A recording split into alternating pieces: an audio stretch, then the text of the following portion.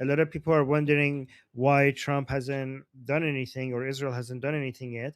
And I'm hearing a lot of analysis that suggests because they cannot use the U.S. airbase in Qatar, because Qatar doesn't allow that to be used for attacking neighboring countries for its own safety.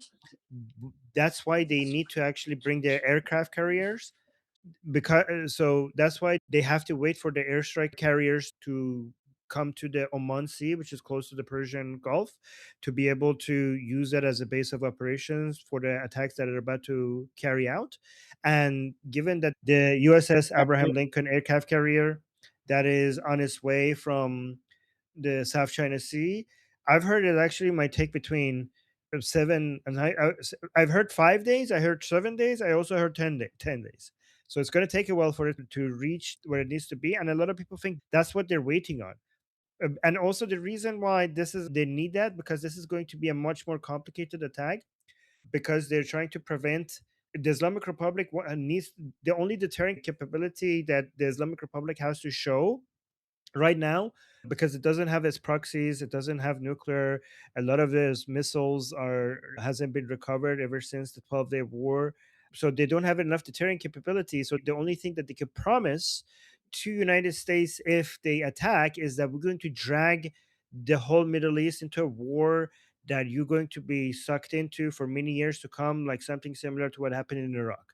That's what they want to promise to try to deter Trump from attacking. So, given that they expect that if they attack, these people are going to be launching their attacks at everything that they could get their hands on in the region, including Qatar, UAE, and Saudi Arabia.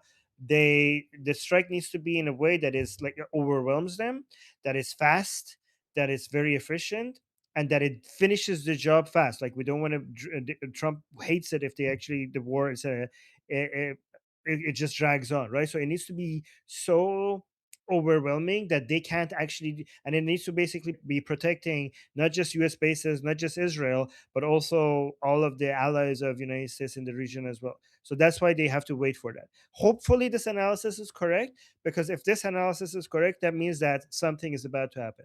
What was your second question? The other Oh, one was Qatar. that Qatar and Saudi Arabia are trying to influence Trump not to do anything that they would prefer, and he's getting So a lot of Witkoff, so pushback. So Witkoff usually is not a good sign, because he's more for negotiations and talking to the enemy rather than doing something decisive, or he's a man of like just talking and negotiation rather than action and destroying your enemies. However, one good sign that we got is that Witkoff is actually secretly, I say in quotation, met with Prince Reza Pahlavi, and that's a good sign, because Witkoff is usually more in the habit of talking to the Islamic Republic and Hamas and Putin. The fact that Witkoff is now talking to Prince Reza Pahlavi suggests that more, even some of the more passive people within Trump's regime are talking to the leader of the opposition rather than the regime itself, right? So I do think Qatar and UAE's and Saudi Arabia's influence in Washington is a negative one, because and the Islamic Republic uses them, even though they're the enemy of the Islamic Republic. I mean, not Qatar, but even though Saudi Arabia is the enemy of the Islamic Republic, and so is the UAE, but because the Islamic Republic scares the shit out of them by saying that I will attack you if the United States attacks, it effectively turns all three of them into lobbies of the Islamic Republic into Washington. So they are basically trying to avoid an attack happening. But I think every analysis shows that the fall of the Islamic Republic is inevitable. Once that reality hits you, then there is no point. These lobbying efforts makes no point, because if the Islamic Republic is going to fall anyways, the United States cannot afford to be not present. This is their main enemy and is falling. So just sitting back and watching what's happening, it sounds insane for United States to do. So even though they have a lot of lobbying influence in Washington, I think the reality on the ground is so obviously in the direction of a regime collapse that United States just has to deal with objective reality rather than the lobbying influence of Saudi Arabia, UAE, and Qatar. All right, so what the following is just open to ideas from everyone. Like everyone else, I'm constantly brainstorming different theories for why intervention could be taking so long. And I'm pretty certain that support is coming, if for no other reason than that Reza Pahlavi says it is. But here's one of my new hypotheses. I was wondering to what extent other countries can choose to just prevent this attack from happening or delay it as much as they want. So, for example, is it a serious possibility that Jordan, Saudi Arabia, and Iraq just declare that Israel and the US are not free to use their airspace and their planes will be subject to their air defenses should they try to fly over and into Iran? What? Or No, that's crazy talk. Jordan, Jordan declaring to the United States that we're going to hit your planes. That would be the last minute of Jordan existing as a fake country that it is. what do you mean by last minute? Because Jordan exists as a country just because the United States says so that they can. So yeah, I don't think militias that's in a Iraq might say that, but they're monkeys. They can't detect good planes. okay, Danny, there's a so lot we're of saying that the planes misinformation going could around. we're saying that Yeah, the planes could fly over those countries regardless, and that we shouldn't seriously consider anything like this. yeah. The United States can do whatever it wants in Jordan's airspace. Don't worry about it. Okay, well, a second question though. I'm also wondering to what extent Israel, which has a more vested interest in helping Iranians, is able to act by itself without US support. So, like, Wait, say that again. I'm also wondering if to what extent Israel is able to act without active US support in the form of like being refueled in midair or something. This seems to be an attack on a different scale. So the United States is going to be involved one way. I mean, nothing is for certain, but what other analysts suggesting, I mean, this is going to be the fall of the Islamic Republic. So the Islamic Republic, knowing that it's it's now or never, it's not going to leave anything that has for later.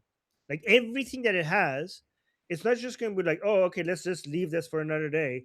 They're just going to be able, if Israel attacks it alone, like when you saw missiles coming at Israel during the 12-day war, they weren't going all out because they can't just empty all their missiles because then they will have no missiles left. But now, if they know that this is it, they're going to, if they don't use everything they have, it's going to be the end of them. They're just going to empty everything they have on Israel. So I think it's going to, even though Israel's security system is very advanced and very good, this level of attack on Israel will overwhelm Israel. And that's why I think Israel requires American support in this. So, also on that subject, I'm wondering about dirty bombs and why they aren't generally used. Like, what prevents Iran from having supplied Hezbollah with dirty bombs to just fire at us? Like, Not Iran, Islamic Republic. sorry, Islamic Republic, from supplying Hezbollah with dirty bombs like this whole time in the past several years. Like, I'm guessing that there's something really impractical about it if it's You never know been what done. is Israel war doctrine towards dirty bombs? I do not know. Okay, so I pray for the day that we won't find out together. Yeah, I think that's right because I think that because that's such a red line for the whole world that if they try, first of all, it's easy to detect. I think if they try to do something like that, and if they do something like that, the whole world will basically be uniting against them. So that would be a suicide. That would be like a suicidal for them. All right. All right, so we have now me, and after me we have Moshe, Cat Lady, Dajjal, Jeffrey, BT, and Shauna. I wanted to say, Richard. The first point is about I wanted to say to you, Armin. It's not a way to go, good boy type of talk, but I wanted to say that after hearing Reza Pahlavi today, and with his messaging to the world, I think that you are doing a hell of a job because you pretty much nailed it with your messaging. With the stuff that you spouse out is very accurate according to what he said, and he's like the leader of the revolution from the outside. So you nailed it without talking, without bridging, nothing, which is impressive. And Thank so you. yeah, that's very good. And the carrier, the specific location doesn't matter. The use for the carrier and why it's coming, it doesn't matter. Maybe it's because of the Qataris thing that they tell you. Maybe not. Maybe it's for another thing that I'm not going to say, because we have strict education about this in Israel, so I'm not talking. But I do have an hypothesis. Maybe it's for something else. Maybe you don't know what it's for. Okay? Maybe it doesn't necessarily means that it needs to be on the coasts of Iran, because it's a vessel that has a long range of work. It can work on a very long range. It doesn't need to be where the fighting is. So it doesn't matter. Help is on the way. Good. The rest doesn't matter. Let's say that what I'm seeing, you see a delay in the attack. I think that they pretty much set the attack, and I do think that they set the attack and they delayed it. I don't think that it's a bluff. I think that it continued as a little bit of a game, but I don't think that it's a bluff. I think that there was an honest preparation to attack, and I think that something made them change their mind, or maybe something that should have happened didn't happen, and so they didn't attack. Now you try and understand from that whatever you want, but maybe something that Israel prepared didn't happen, and we thought it would happen, and maybe some of the strategy was built upon the thing that did not happen in Israel. We don't know, but I think that maybe. That's what I think. About the pressure on Trump from the Gulf states, you can't know for certain that the pressure from the Gulf state is not purely political, because they can't just cooperate with all these Westerns and Trump and just help beating on the Muslim world. It doesn't look good. So they have to say something.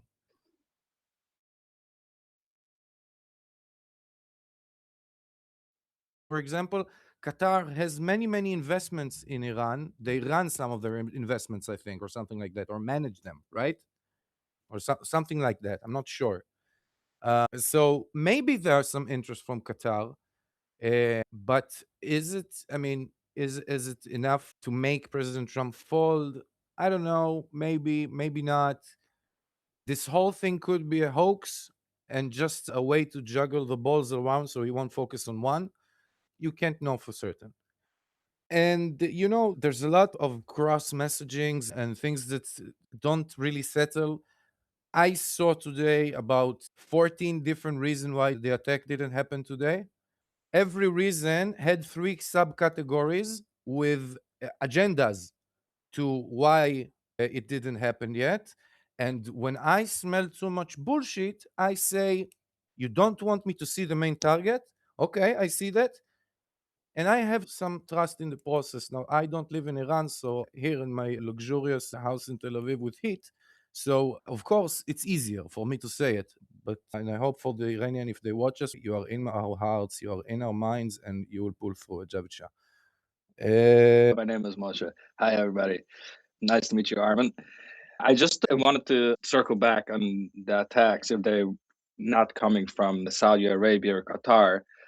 We saw in the 12-day war Israel had with Iran that they were able to fly from Israel to Iran directly. Is there a way, or why would not the US be able to do the same with refuelers and whatnot? Is that a possibility? Well, I'm sure attacks from, well, I'm not sure, but it seems attacks from Israel direction is likely, especially because the airspace above Iraq and Syria is not completely available to Israel. But I think that they need also to cover all of this from the Persian Gulf as well. And I think maybe given the scale of the attack that they are planning, maybe, again, none of this is for certain, and also how swift and overwhelming they want it to be, I think they want American involvement from the Persian Gulf in addition to whatever is coming from the Israeli side. Something closer by, like an aircraft carrier. Or Yes. I'm also thinking that maybe the, like Asi said, that it's a lot of public politics with Qatar and Saudi Arabia, so they don't want Yeah. to attack from them publicly, but maybe eventually they would use their airspace. Or They need to show that at least they try to object. that's kind of what I'm saying. But eventually It they also could end up using it. It also could be, okay, let's get a little bit Could. conspiratorial That's the here. key. Yeah, that's where the It's territory is now. it could, no, just one second. It could also be the fact that they might be attacking like in 5 minutes, but they have created the perfect situation where it looks like they're waiting for the aircraft carriers to show up. All of a sudden, the Islamic Republic thinks that's when it's going to happen and is preparing for that, and all of a sudden it happens in 5 minutes from now. So it could also be a misdirection. That's what I was thinking. That could be it. It's a kind of ruse. Wait 10 days and then it's going to show up. Yeah. Yeah. All right. That's all. Yeah. Javid Shah, thank you. I just Javid wanted Shah. to say something small about the carrier and the 10 days. You know, it doesn't mean she has to be in there in the first day, because it's going to be kinetic, like one wave, 2 waves, 3 waves. So maybe they need it for the 4 or 5 days, so it doesn't matter it come late. Maybe. Okay. Cat lady? Yes, hi. I have 3 or 4 points. The first point is Witkoff is not a good news. It's not good news no matter who he speaks to. He can speak to Pahlavi and just later say Pahlavi said this, that. Just as a proof of it, you can say how he spoke about Hamas later after he spoke about them. Like he's not, I don't know what he's doing in this role in the first place. He's not fit for this role. Second of all, I don't get the entire thing of like not allowing the US to use the Air Force. Can you imagine like if Israel did it for something? Can you imagine like what there Airbase. is air base? Oh, but I saw it's also the airspace, not to go above it. Never mind. Both. Let's say both. Okay. So, can you imagine anything like that happening in Israel or actually also in Jordan, like something like that? Why would the US even allow it? Why would it even be out in the press? It doesn't make any sense. So, it can show 2 points, in my opinion. One is that the US has become somewhat weakened in facing those countries, which I'm not sure I believe. And the second one can be maybe a distraction. Maybe they will attack exactly from there, and they want the Iranian government not to believe and not to prepare to this direction.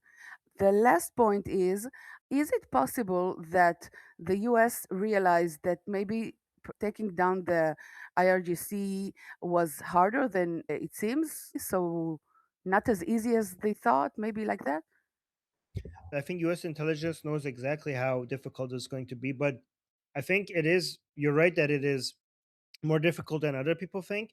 Not because they have really powerful weapons or because they're really organized or because they have a lot of, it's mostly because they're all over the place, you know, and they have a lot of tentacles and they could cause mayhem just because they're all over in the Middle East and they have a lot of different small groups here and there.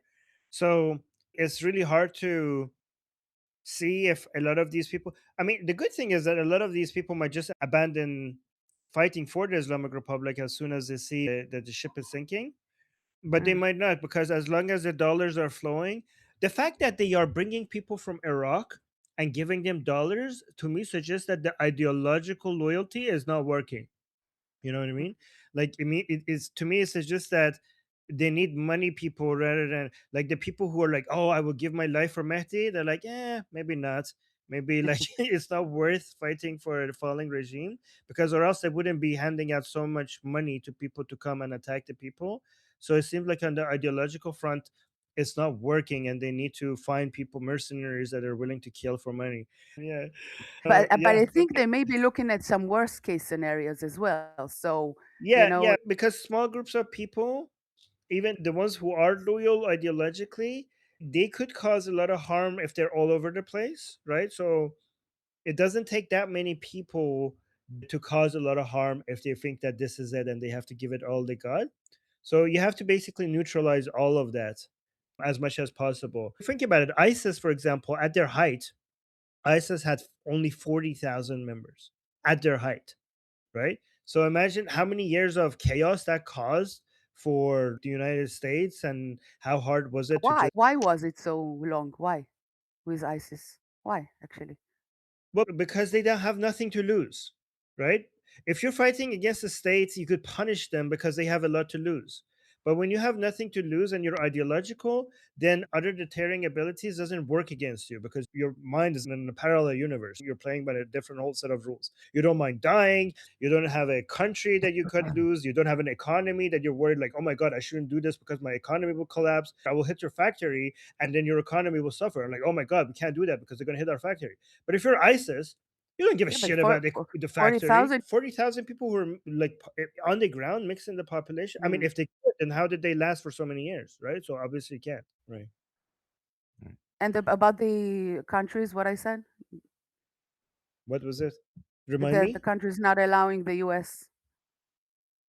So I think it seemed like I'm not sure about this. It seemed like Qatar already had this agreement with United States that you could have your base here, but don't use it to attack my neighbors because then my neighbors are going to attack me. So I think US already has it. It seemed like US has already the agreement with Qatar that okay, give us this airbase, we will use it when we can, but we will not attack your neighbors with it because think about it, that wouldn't make sense for Qatar, right? Like, yeah, I'm putting this airbase here, so I'm a friend of the United States. So by being a friend with the United States, I get more security. If the airbase is being used in a way that I'm going to become the target, this cooperation with the United States doesn't make any sense to me for me anymore for my security purposes. Why would I agree to have a U.S. airbase on my country if it actually is going to reduce my safety rather than increasing it? Why would Yeah, but Somalia? why are we not seeing more like reactions in the U.S. public, like for this stand they're taking? I wonder. I was just going to ask you, Did Armin, I know y'all, you said, did- yeah, your audio is a little bit low quality. can you hear me now? Okay, go ahead. Yeah, I was just going to ask, I know you said your dad was doing good. Have you spoken to him directly No, yourself? I got a voice message from him forwarded to me. Ah, okay. He put that out in general for all three of his sons. He put a voice message. He sent it to somebody for all three of us, and they sent it to all three of us. Ah, cool. I'm glad to hear that. What do you think about the idea that Israel may have been behind stalling the attack because of something? You know, they're not ready or anything. What is Israel waiting for? Do you think it was Israel who stalled the attack because they weren't ready? And if so, how? Because it's interesting that they of all people would be for that. Yeah, I mean, we don't know if that report is true. So that report could be true, fake, or true but a misdirection. So we don't know. If that report is true, the guess would be that they needed more time to prepare for it. Or as Assi said, something they were waiting for happened, didn't happen, and they need to go prepare for whatever they were planning to. So we don't know. But what I do know is that it's very likely that eventually we will know all of this at some point once all of this is done. And it would be very interesting to come back and see which one of these guesses was right and which one of them were wrong. Because once the attacks are over, like in a couple of months, I'm pretty sure they will come and explain why they were waiting, what was the reason behind all of the delays, and we're going to get a lot of details, and it's going to be very interesting to come here and go over them and then compare it with what we were thinking at this time. Yeah, definitely. No doubt about it. It will be very interesting. Can I push Najal a bit and I tell him, I feel like you start with the consumption that Israel, we are all soldiers waiting to kill. I'm sleeping with my RPG, waiting with the helicopter in my bed. You're not. The assumption of this, like we are always ready, we are full power. I mean, I didn't assume that We about are. any. I did No, assume that what are about. you? I Are you really, crazy? I really thought RPG is Hila. old. Who uses RPG? Get No, new but I stuff. really thought. I really did think Hila has at least one or two RPGs under her bed. Yeah, I have No an RPG. But I feel like the assumption around the world from people, it's not like if they are not attacking, it has to be a reason because they are always prepared, always full of stocks, and everything is like we're just dying to get a command to leave to combat. I mean, so just when we think about it, just we are just normal people, you know. All the soldiers are normal people. We're gonna not take normal. Hila's picture and we're gonna turn her into a Rambo version. Like let's do that, guys. Let's make an AI picture of Hila like a soldier as a And soldier. Israelis are not normal. No, no, no, no. Yes. But I mean, our combat situation is that Krav Maga, for example, I never learned how to do the first fight. I only know how to protect myself from any direction and every fight. to the Oh second hit, wow, and then I will take the. guys, don't But mess with I don't know Hila. how to start the punch. Nobody teach me this. Okay, okay. All right, let's move on. Now we had Jeffrey. Oh yeah, I was just gonna touch base on some of the points that were brought up real quick. Yeah, yeah. So, with regards to the radiological dispersion device, somebody asked as an alternative means to hit the state of Israel. I mean, we looked at that post strike, post 12-day war. And while it's true that radiological dispersion devices lower the entrance barrier to obtain because doesn't have the same level of technological requirement of making an actual bomb. It has higher logistics challenges because regarding implementation, because you have to put all this fission, like this radiological material around your explosive and all this other stuff. Not saying it isn't a issue or that the Mullah regime or their buddies don't look at things like that. They do. I'm just saying there's some operational issues there. With regards to why things are changing, I mean, again, it's a complex adaptive system. Everything's kind of moving. They have all these moving parts, what the Mullah regime's doing, what Putin's doing, Chaikom's are doing, what we're doing. And so everybody's engaging in competitive adaptation to try and outguess the other person. Carriers are being moved because they provide more options, especially when it comes to sustained air operations. The average aircraft carrier, well, Nimitz can surge max sorties of about 240 a day with a range between 300. This is all open source stuff. 300 and like 750 nautical miles. The payload between 2 and 5,000 pounds. So it's fully suppressing, like to Armin's point, like the Mullah regime has like dispersed their assets. They're increasing, which increases the minimum entrance barrier regarding a sexual strike, with success defined as fully suppressing Mullah retaliatory capability post strike, which is why certain countries are very much, have some concern.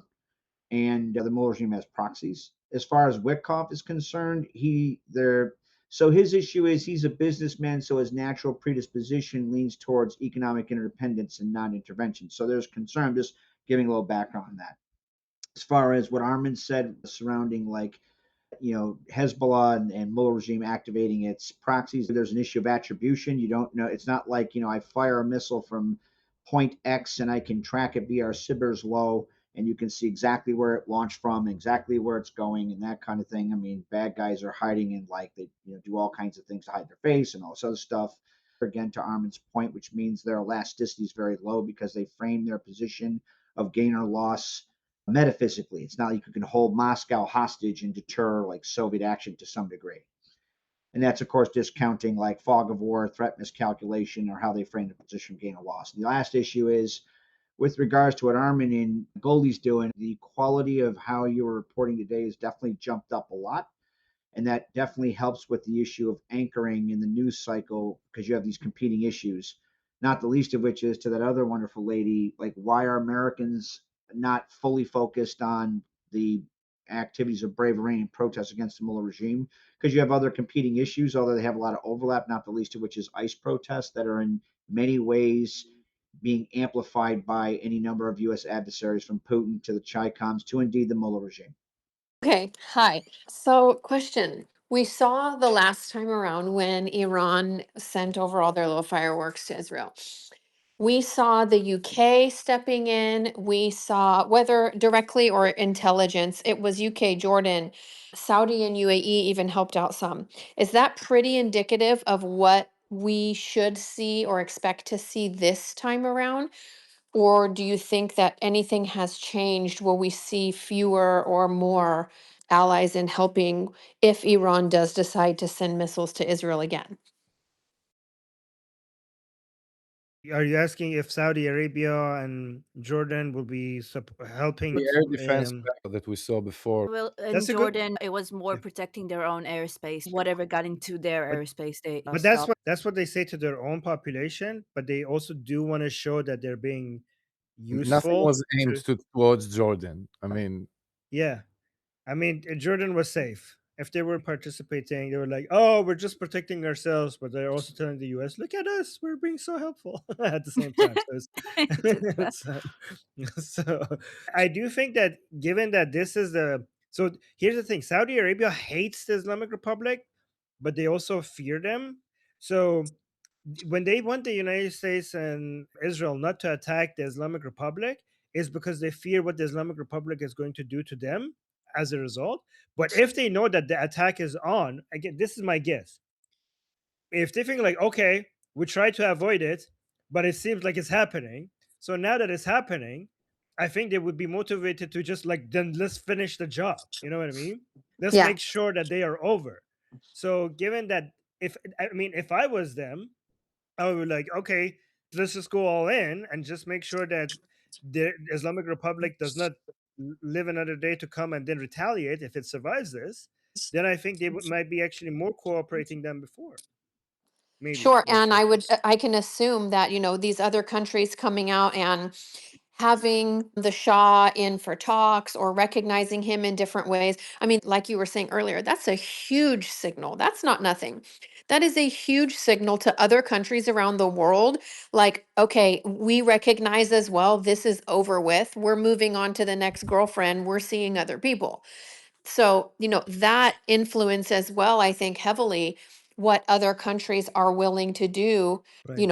Jordan for perfect example. Yeah. Also, my last point, someone in the typed out chat was talking about the USS Liberty and its range. I don't remember the numbers anymore because I had looked it up and I lost my chat, but it was like 300 miles for one thing, 500 miles for something else, 700 miles for something else. So it'll be really interesting to see once they get, 700 miles radius away, when is that clock? Because, that's when they would start becoming effective. USS Oh, Liberty I'm or sorry. I'm USS Abraham? sorry. Lincoln, I'm sorry. Yeah, USS Liberty was the one that was the Yes, I know. anti. Yeah, the anti-Semites keep pointing to. Right. Okay. Yes, yeah. See, it's stuck in my brain. They keep on. Lincoln, thank you. Wait, what was the question? I think Jeffrey would be able to answer that last question, right? Yeah, I think he wants to. Thank you. Yeah. Yeah, Jeffrey. So I kind of touched on the. Don't be too accurate, I think. So the Nimitz class aircraft carrier, the USS Lincoln, that's en route to the Med from Southeast Asia. The general range of its fighter aircraft, again, this is like, you can look this up on Wikipedia, is between like 300 and 750 miles, depending on which particular airframe you're talking about and how loaded down with ordnance it is. You can cut some of the ordnance down to increase the range, something that Israel did because of the 1,200-mile range from Israel to Iran, right? They would like, put drop tanks on instead of bombs. So, they can surge its sorties to about 200 sorties a day. That's quite a bit. And, you're figuring 2,000 to 5,000 pounds of ordnance, depending on the airframe and how far you want to go and all of that. The question you're making, though, is like, okay, so like you don't have to be like parked right off the coast of Israel in the Med for them to do something. So yeah, that's a very, very fair point. I'm pretty sure our adversaries are looking at that as well, including the Mullah regime, because as it gets closer, it also provides additional strike options. Hopefully that was able to help. Ozzy, I know the RPGs suck. The updated ones caused a lot of havoc in the 2006 Hezbollah IDF war, right? That was given to the Hezbollah, by the way, by Putin's criminalized counterintelligence state. And it was the mullahs that received them and then sent them to the Alawite regime, who walked it down the northern border between Syria and Lebanon. I actually did some of the discussion for the DOD on the targeting that Israel did to cause a disruption in that. Yeah, but it's because they use I don't want to diverge, but because they use thermobaric heads. Never mind. Can I get some clarification? It's again, these enemy sources are going to have this information too. This isn't going to be a secret, but everybody's looking at different countdowns. It's been this many hours since this, whatever.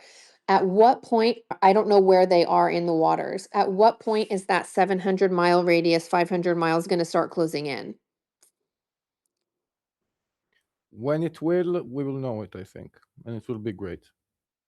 Yeah, we don't know. The answer is we don't know. Shauna? She opened her mic, but there's no audio coming. If you're speaking, there's no audio coming through. Can you hear me now? Yeah. Oh yeah. Yes. Okay. But 99% of the time you would be correct. So Okay. what I was going to say is a lot of the media in the United States focuses on ICE, number one, but secondarily, there's a lot of media when it comes to international stuff, not so much on Iran, but on Greenland and France. And now France is threatening America to they're like, well, this is an act of war if you try to take Greenland, blah, blah, blah. I don't know if this has anything to do with the Middle East. I'm just kind of opening that up as a discussion of why this is a focus, because France is one of those locations that some of these terrorists and leaders are threatening to go to, and I don't think that these things are completely separated from each other, but I don't know. It's just something that I've kind of been thinking about, and So given the media is so focused on Greenland and France and Denmark. So European countries' existence relies on the old model, I think, the old world model that we have right now, world order that we have right now, which is respecting so many of these standards that we have in place that has been working since World War II. It seems like, given that a new Cold War is about to come, we're moving to a new framework. We're moving into a world order, which, because Europe's really relies on the current system, they are trying to push back against the movement towards this new system. And the new system is basically the understanding that Russia, China, and United States are basically going to be at it for more having more dominance and more influence over more areas, and it's a zero sum game between all three of them. A lot of the standards that used to not be violated are going to be violated, because if basically if United States doesn't go take these certain areas, then the understanding is that Russia or China will. So if you are going to try to play nice and be like, oh, we're going to abide by these standards and these rules, then China and Russia are basically going to come and eat your lunch. So playing nice is not going to work if you want to make sure that you're not going to fall behind Russia and China when it comes to influence, because also we are at a very key part we are at a very key point in history, not just because of geopolitical reasons, but because of technological reasons as well. And it's basically winner take all mentality. Like, you need a lot of the world is what for technologically for to be ready for what's about to come. You are going to need a lot of energy and a lot of rare earth metals, having influence in more areas where you could get more energy and rare earth minerals and other resources is going to determine who's going to be a superpower and who's not. Europe is basically behind all of this, and it's not going to catch up. Is Europe is becoming more and more irrelevant compared to these. This is why people think Russia eventually is going to become successful in taking over Ukraine and maybe even some other Eastern European countries. And some people's understanding is that, yeah, at some point Taiwan is going to be taken over by China, and there's not that much you could do to resist that. And United States just needs to make sure that it's also working on making sure that it has at least control over the areas that it needs to have control over, so that it manages to remain the superpower, right? So that's been regarding Greenland, Venezuela, and some other Latin American countries, and basically the Western Hemisphere. That's the reason why you see that Trump might be pushing for all of this. But also, when it comes to Iran, it's very, very helpful for United States if before all of this starts, Iran becomes a U.S. ally. Given that we're moving into a Cold War phase right now, having Iran, the connection in the Middle East between the three continents, being a place where Russia and China have an influence, switching that into a US ally, the Islamic Republic has Right. proven to be a major, causes a lot of trouble to Europe. Like, it's willing to, sell drones to Russia, sell oil cheap to China, threaten Europe with missiles. So switching that to pro US is going to be a huge advantage for the US when it comes to the Cold War that is about to come. Okay. I can see that. Why do you think Europe is so hell bent on making the United States its enemy, as opposed to, like, they seem to just be sucking China's dick, to be honest. That's how it feels. Who? Wait, say again. Who? The Europeans, the French. That's my husband's commentary. So Well, anyway, I think Jeffrey had some responses to this, and he would probably have much more geopolitical. I was just noticing it being in the news, and it's technically France is historically a major power. They still have some soft social power, not a lot, but they still have some. So Before Jeffrey responds, let me just say something. China is more of a US problem than a Europe problem. There is no sense, and given that how China is important, like, when it comes to trade and geopolitically, it doesn't really make sense for Europe to go, like, why would they gain out of it to go against China, right? And this is why US also is saying, like, oh, okay, so China is our problem and not your problem. Then in that case, Russia is not our problem, it's your problem, right? But yeah, Jeffrey. Quite a few things to touch on there. All right, so regarding like Armin's right with regards to like the geopolitical and geostrategic realities on the right, Greenland, within where things are going.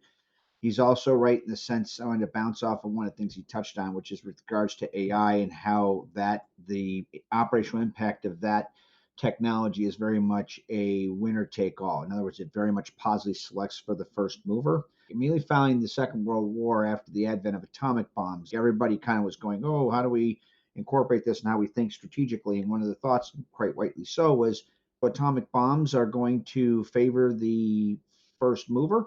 If you drop 200 atomic weapons on, say, no matter how big the country is, that country you've essentially dealt a knockout blow. And actually kind of underwrote something called the Baroche Plan, which was shot down by the Soviets, go figure. So same thing with regards to AI, except for AI's operational impact on the world is like, AI is to thermonuclear weapons what H bombs is to a sharp stick. And so AI is underwritten by a couple of things. You need things like energy and you need things like rare earth, which everybody's kind of competing over. Armin's as far as there was another key point you brought up. Right. Why is it that Europe is adopting a more accommodative approach towards members of the autocratic bloc? Not you named the Chinese Communist Party. It's also that plus Putin's criminalized counterintelligence state, part and parcel of that. There's a couple of reasons for that. One is that European powers, just because of the nature of the history that underwrites their evolution, their view is should engage in economic trade even with your adversaries. It's much more of an economic independence issue. That was reinforced because Europe, particularly Western Europe, not Central or Eastern European allies, because they understood the danger of the Soviet Union. They lived under it. The Western European allies, a lot of them free rode underneath the U.S. security umbrella for about 80 years. And so they're like, well, but the United States can write all that off. I actually brought that up to the Supreme Allied Commander of NATO forces at a joint warfighters conference outside of Langley in May of 2005. You can look it up. It's on YouTube. I had a lot more hair and a lot less stomach. The other issue is there's one issue though. So Armin, you're not wrong in the sense of traditional warfare fighting indexes like tanks and planes. Here's why Europe is, the Chinese Communist Party's belligerency is still a problem for Europe. One, the Chinese Communist Party is underwriting Putin's criminalized counterintelligence to increase belligerency, just like the Chi-Coms are doing with the Mullahs right now with regards to blocking Starlink. The other issue is the nature of the Chinese Communist Party's aggressiveness in Southeast Asia, not the least of which is that Taiwan constitutes over 90% of the world's high-end microprocessor production. And if the Chinese Communist Party takes that, it won't be just the United States that loses, it'll be everybody. If you control high-end microprocessors, the production of it, well, I mean, that's pretty much where everything, at least as it's defined right now, not taking into account things like photonics and biocomputing and all this other stuff, that's a serious issue that people have to take into account. I don't like it. We're working on delinking that. Like Europe is very much kicking and screaming. There's some elements in Germany, like Putin's infiltrated their businesses for a long time. It's a work in progress. United States is trying to move a lot of that inshore. I don't know how many years that's going to take, but I understand that China obviously has an influence over Europe. I'm just thinking it's not enough for Europe because Europe is like, obviously China has some negative influence on Europe and they do seem bothered by it, but it's not to the point where Europe can afford to just stand up to China as much as maybe United States is suggesting. But go on, can you respond to that? So it's, like the high-end lithium, like the on-sourcing of critical industries, and not the least of which is microprocessors. I actually did some of the reports on that. we were looking at different solutions on that, like how to sit there and insulate the United States and the world from the Chinese Communist Party invading Taiwan, should they successfully take Taiwan, which will make sure that they don't. That being said, there's one company in the world that makes the high-end lithography machines. It's out of Denmark. That's also an issue with regards to Greenland, right? There's issues there. So they produce about 6 of those a year. We were thinking, well, if you move the machines out of Taiwan, so they're so temperamental that they operate at such a high degree of fidelity, like they have to, once you place them, you can't move them. It's almost impossible to move them in a manner that wouldn't just disalign all the like stuff inside the machine where it become impossible to work. Before we quickly move to the next person, I just want to say it's really funny for Sweden to join NATO, and then the first war that NATO might be fighting in, it would be against America over Greenland, right? No, I'm just kidding. But then if that happens, Sweden's first act as a member of NATO would be to defend Denmark, which they hate. Like, oh my god, this is not. I don't know if you guys know, but Sweden and Denmark don't get along very much. But imagine Sweden just joined NATO to avoid a war, and then as the first thing that they have to do is to go to war with the United States to defend their main enemy, the number one, their most hated European country. Anyways, that's not gonna happen. All right, Asi, who's next? Asi? He went somewhere. He anybody said else? he'll be right back, but he said Richard, Elad, Yusuf, Cat Lady, Samantha, Michael, Abid Al Hamid, and then himself. So Richard next. Oh, thank you, BT. Oh, you're a mod now. You're right. Okay, Richard. Okay, thanks a lot. Yeah, I just wanted to mention one thing briefly on the news reports of Arab states using diplomatic pressure to delay the Islamic Republic strikes. I don't think a lot of people are taking into account, just how militarily weak Saudi Arabia is. They've been sort of at the Islamic Republic's mercy for decades. They've done a lot of damage. The Islamic Republic has done a lot of damage to their oil infrastructure. They've been nakedly trying to violently overthrow the Salman family for decades. I think this actually reminds me a little bit of when Israel first responded or leaked the information on the Islamic Republic's military nuclear program. And then Saudi Arabia and the Gulf states were collectively calling for calm and non-intervention. In the meantime, they had those leaked diplomatic cables when they were talking to American diplomats, basically begging them to cut the head off the snake, meaning the Islamic Republic. So there's a big difference between what they're saying publicly, what they want reported in the media, and what they might be doing behind closed doors. But my suspicion is that they know the strikes are happening anyway. They want to be on the record unofficially as opposing them as part of some self-protection. But that might contribute to kind of a sense of inevitability of what's going to happen in the next couple of days. I hope you're right. Thank you, Okay, Richard. that was. Anybody raised his hand while I was away? Somebody? No, good. I didn't see. Okay, Oh, so Hila, now there you go, Hila. Hila, okay. No, Awesome. So now we have Yusuf. Yusuf. Yusuf? He's here. I see him here. Yusuf?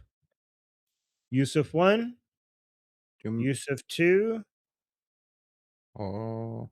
Oh. All right. And apparently there was somebody else, Abdul Hamid, also raised his Yeah, hand. I know. No worries. All right, let's move on. So Armin, I was going to mention to you, I know right now I'm just like playing around a lot in chat on YouTube, but if you want additional modding help on YouTube, given that you have some mods that are not working right now, I can tone it down and just do like professional mod style if you want extra help. I have modded on YouTube before, probably about 7 months. Sounds good. When I see you in the chat, I hope I remember. I'll turn you a mod and make you a mod. Okay, I'll remind you. Thank you. Yes, of course. Great. Elad? Hey, so I follow a lot of Iranis in the diaspora. Hey, so you called my Oh, Yusuf. Yusuf. Yeah, Yes. sorry. Elad. Okay, Elad, let's do I'll Yusuf get and then back go to to you. Elad.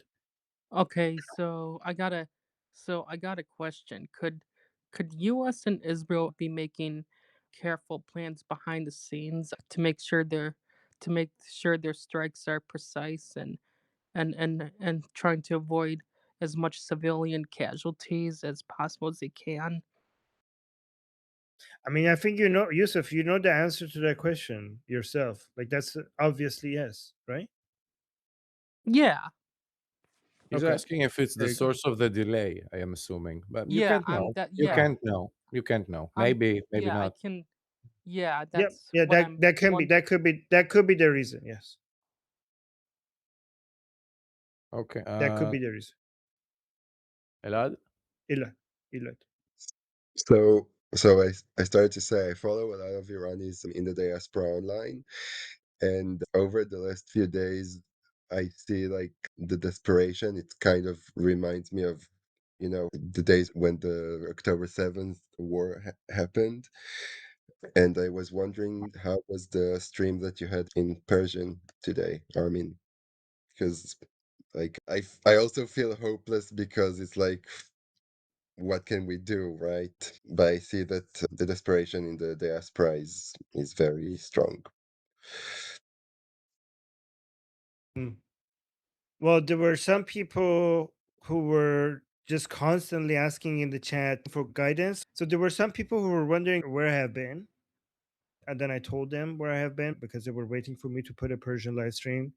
So that was one. There were some people who have been following me on the English side, and they were basically commenting a lot about how happy they were about the live streams that we're doing in English and the other things we're doing. But most of the comments that I noticed, at least, were regarding a guide for what they could do more, because there seems to be a lot of guilt over the fact that the Iranians inside Iran are dying for freedom, and they feel like what they're doing here doesn't compare to the level of sacrifice that Iranians are doing inside Iran.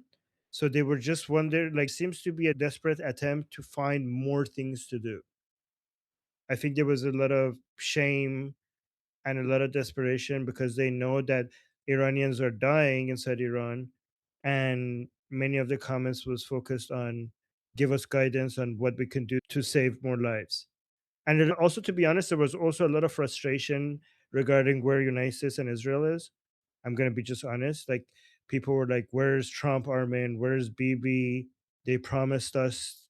They promised us that they're gonna help. Where are they? Why are they not here? Have they abandoned us?"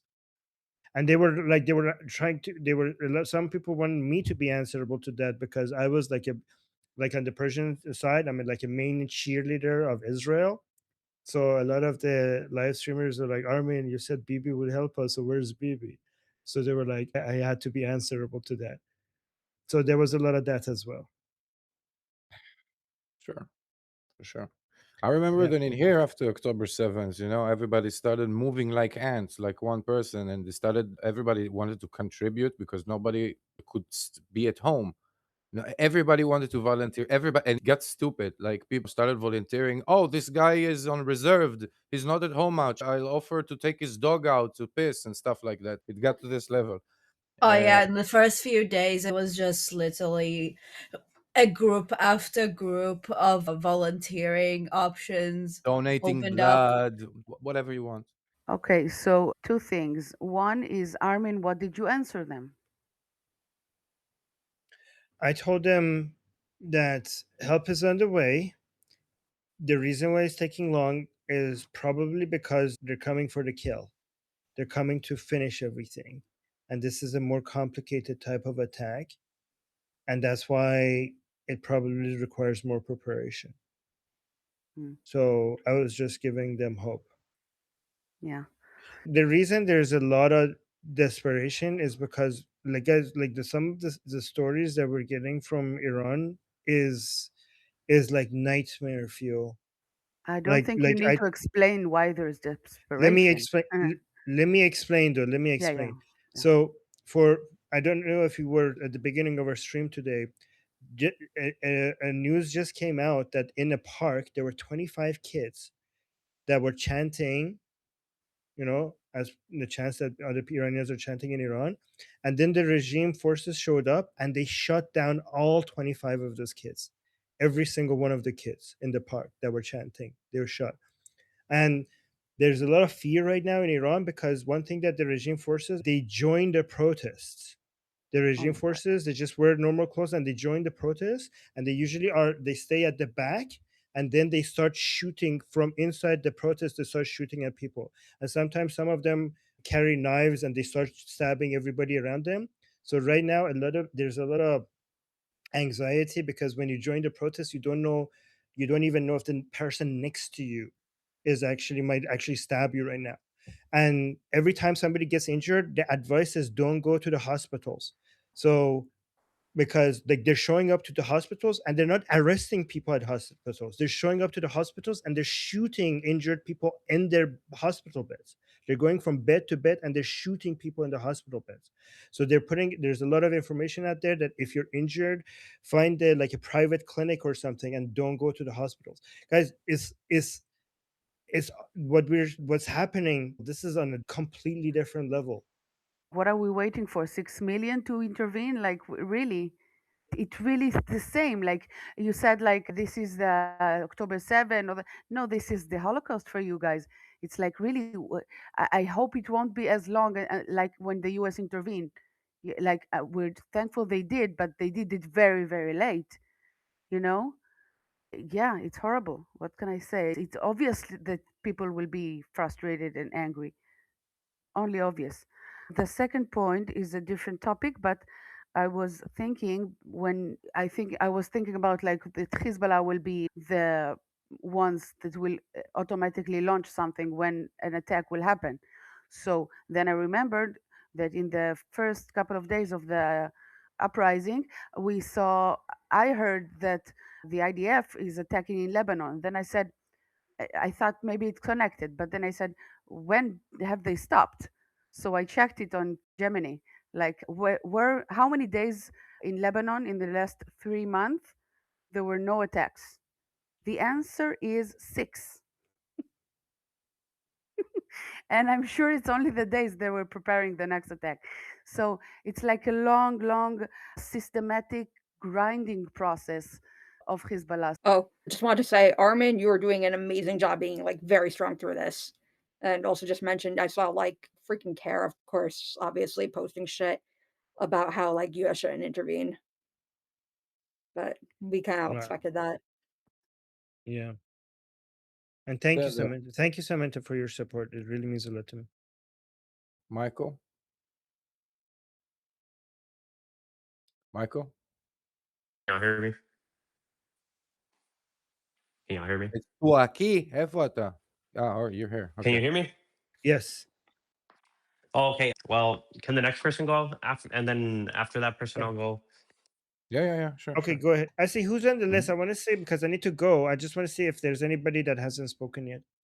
But and Yes. guys, by the way, for people who are new here, you could stay here in the group, and the group continues to speak. So you don't need to leave when I'm leaving. Okay, the group is here. And There's 3 people who didn't spoke at all. okay, so can we do those first before we Yeah, go? sure. Abdul Hamid? Yes, hi, can you hear me? Yeah. Hi. Yes, okay, nice to meet you. So my question is, given that Iran right now is definitely stronger against very destructive ideologies like Islamism, communism, and leftism, do you think in the future, after everything is said and done, Iran is going to be the best at implementing the values that we preach here of secularism and classical liberalism, even better than some Western countries today who are still tolerant of those intolerant ideologies? What do you think? Well, I mean, I am very optimistic about the future of Iran, given exactly what you said. I think the Iranian people have the exact values that makes a society great, right? They understand the value. They understand the value of freedom. They understand the value of secularism. They understand the value of free speech, and they're patriotic. So with all of that, I think, and also the most important resource of a country is not its oil, it's not its gas, it's not its rare earth metals, it's not it's the most important resource the country has. It's human resource, right? And I know I'm biased, but I think we have the best humans. We have the best human resources in Iran right now. It's an educated, very wise, very entrepreneurial, very hardworking, dedicated population with all the right values. But given all that, I think that we have a very bright future ahead of us. However, I think it's going to take a while because Islamic Republic has not left much for us to work with. They have depleted all our resources. They haven't left us with much water. They have destroyed a lot of our infrastructure. There's so much that needs rebuilding. There's so much our environment, our air is very polluted. Our roads are a mess, right? The whole world has implemented a lot of advanced technology into all their system, and we're so behind on that. So long term, I'm very, very optimistic. Short term, I think we're going to have a couple of very difficult years. Especially, also another problem that we're going to have is that a lot of Iranians right now rely on government subsidies, and that is very destructive. And all of that needs to be cut, and that's going to cause a lot of pain before for we don't have much of a private sector, right? The IRGC controls so much of the economy that our private sector is so weak. So the private sector rebuilding itself and becoming like something resembling other countries' private sectors, that's going to take a long time for it to develop. So we're going to have years of challenges before we get to that point, but long term, I'm very optimistic. Does that make sense? Okay. Yep. That makes sense. Thank you. Thank you, Abid. Paul? And thank you for having such a positive view over Iranian people. I really appreciate that. Paul. Yeah, of course. Paul? Paul? Mr. Eldridge? Okay. Susie? Yeah, Susie. Hi. Hi.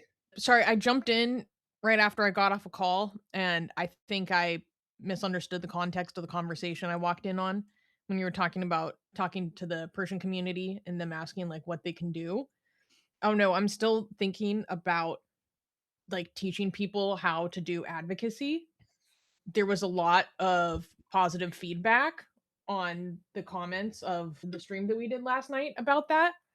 So I don't know. That's something I'm considering.